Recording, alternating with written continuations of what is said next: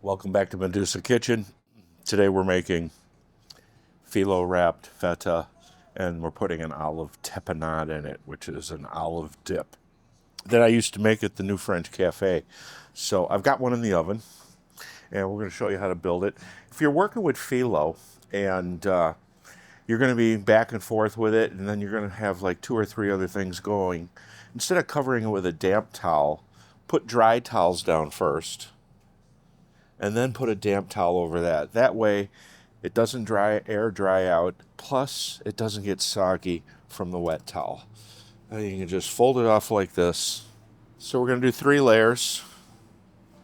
Phyllo can be intimidating, but it really isn't.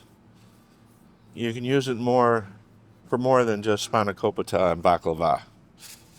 You can wrap cheese, you can wrap fillings like the cheese for lasagna or stuffed shells. You can use that cheese mix with the eggs and the Parmesan cheese and the ricotta and the mozzarella and maybe fresh basil. All right, so we got 3 here.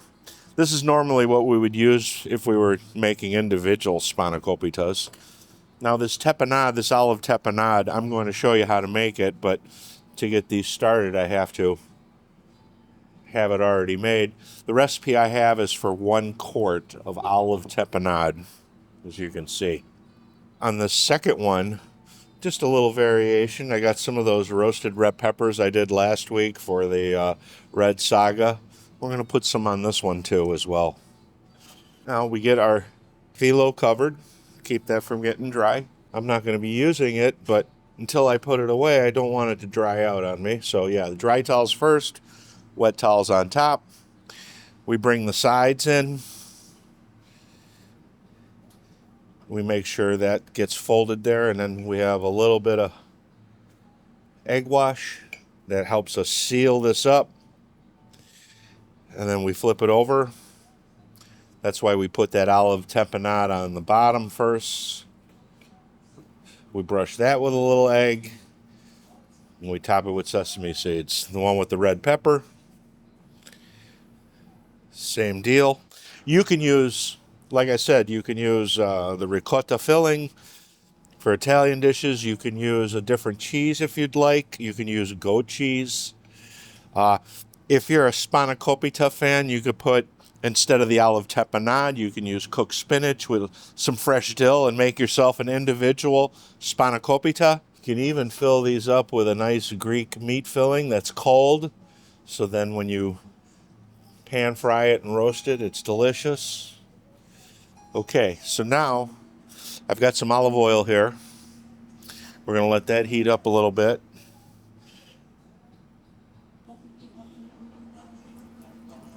We set that carefully into our pan. I already had this oil hot, okay, about a medium heat. So while that's cooking, let's make that olive tapenade.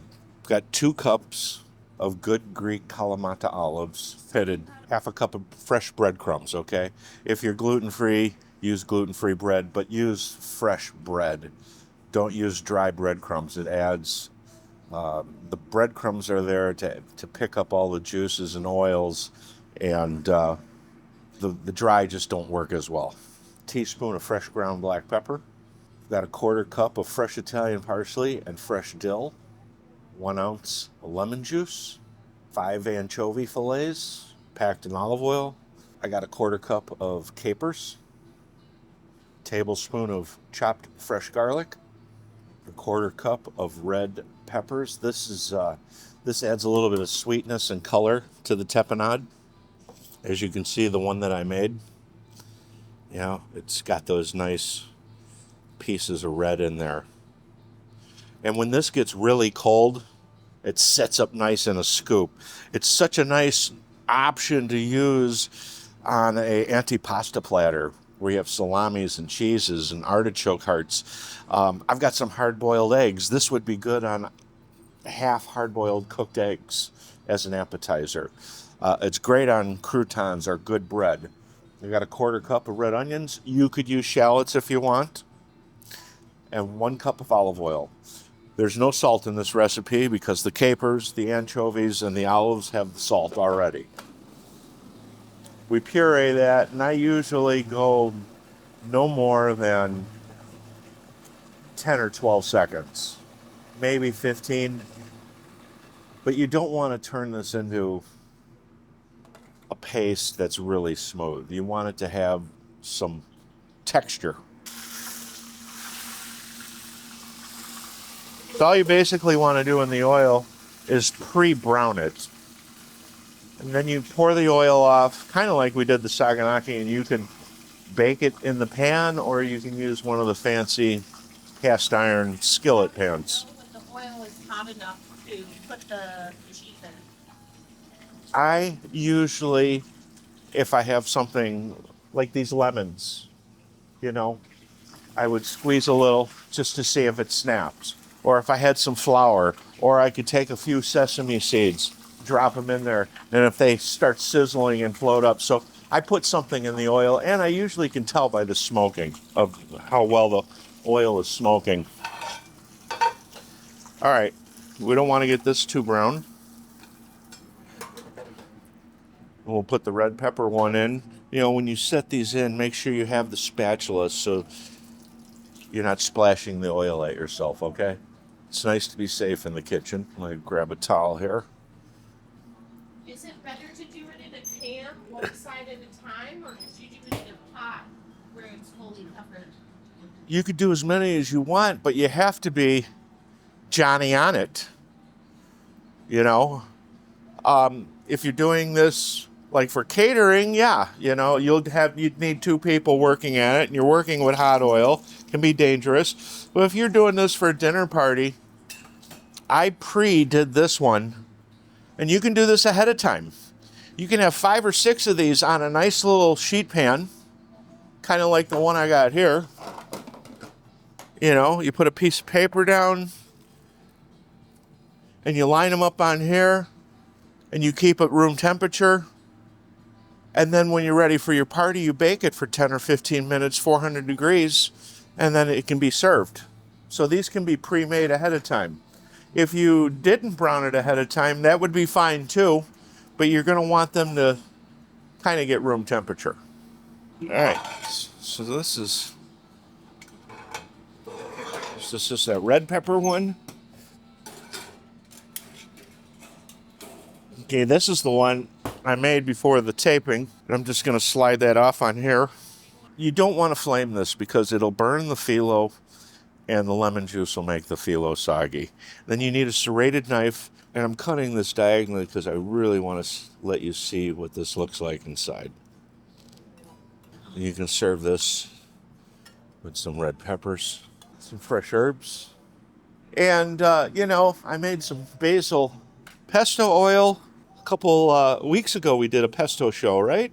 A little bit of that on the red peppers, and there you have it. It's olive tapenade, great on many things. Bread, antipasta platters, on croutons, served with salad. Anywhere you would use olives, this tapenade is a great replacement. And don't be afraid to put the anchovies in there because you really can't taste them. They just add a layer of umami flavor and the saltiness that you need. But I had Zach try it. He didn't even know there was anchovies in this. It's because he didn't taste them. But it wasn't flat because there was the anchovies in there. Use an anchovy paste? You could, but get the small can in the store where there's like 7 or 8 of them in there.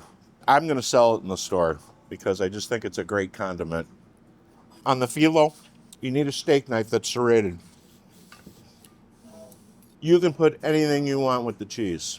Spinach, pesto, peppers, herbs, prosciutto ham. The list is endless. It's delicate and flaky and light because we only use 3 layers.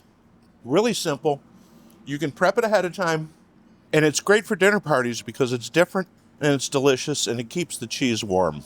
It's almost like baked brie Greek style. We're not going to be selling this in the store. This is straight from Linda. We're just doing this to show you how to make it. So don't come to Medusa saying, hey, I want that Phyllo-wrap thing. You guys have to start cooking. I can't do all the work. Anyways, thanks for joining us. I appreciate the followers and the support, and we're going to keep it coming. Send suggestions. We want to know what you want to know how to make. Have a great weekend. We'll see you next Wednesday.